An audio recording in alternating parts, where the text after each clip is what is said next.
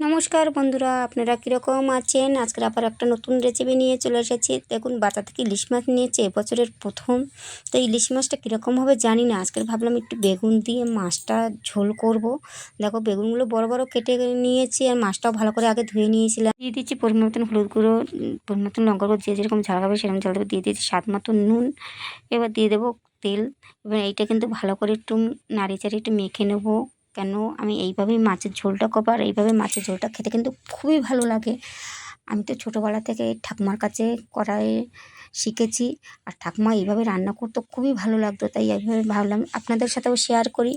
কড়াই প্রথমে বসিয়ে দিয়েছি, কড়াইটা গরম হয়ে গেছে, দিয়ে দিচ্ছি তেল। তেলের পরে দিয়ে দিলাম কালো জিরে, আর দেখো বেগুনটাও দিয়ে দিলাম। হালকা ভাজবো, বেশি কিন্তু ভাজবো না, একটু নাড়িয়ে চাড়িয়ে ভেজে নেবো।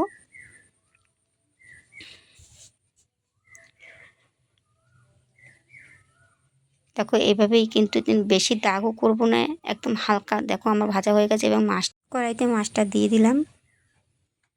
এখন এবার গামলায় যে মশলাটা ছিল তাতে একটু জল দিয়ে একদম মাছ আর বেগুনটা কিন্তু পুরো ডুবো ডুবো করে দিয়ে দিয়েছি। এবার নাড়িয়ে মশলাটা ভালো করে একটু মিশিয়ে দেবো।